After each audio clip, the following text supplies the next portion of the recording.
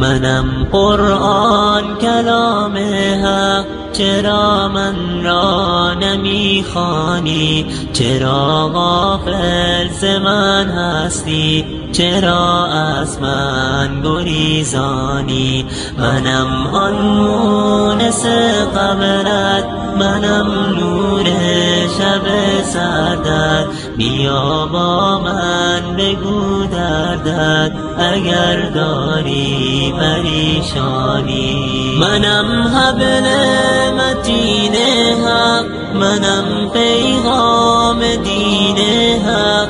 به جنات برین حق مرا باشد گلستانی. برای مومنان شافی، ز دست کافران شاکی. دلیل و حجت کافی، منم درگاه سبحانی. منم قرآن کلام حق، چرا من را نمیخوانی؟ چرا غافل ز من هستی؟ چرا از من گریزانی؟ منم آن مونس قبرت، منم نور شب سردت. بیا با من بگو دردت اگر داری پریشانی. بیا درگاه معبودت که مشکل می گشاید او. نقاب غصه را برکش، بیا در باغ ایمانی. به دنیا و متاع آن مبند انسان دل خود را. بیا در صحن امن من، مرو در راه شیطانی.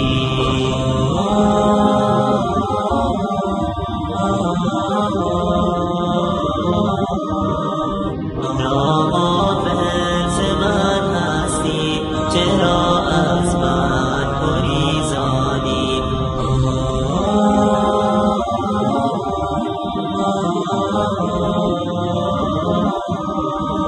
بیا با من بگو دردت اگر داری پریشانی.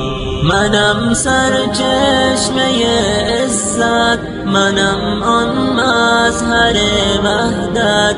منم برکت، منم رحمت ز سوی ذات رحمانی. عمل بر آیه های من تو را مأوا به جنات است. منم شافع برای تو اگر خواهان رضوانی. منم قرآن کلام حق، چرا من را نمیخوانی؟ چرا غافل ز من هستی؟ چرا از من گریزانی؟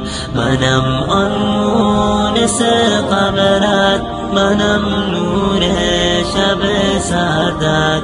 بیا با من بگو دردت اگر داری پریشانی. منم پیغام جاویدان برای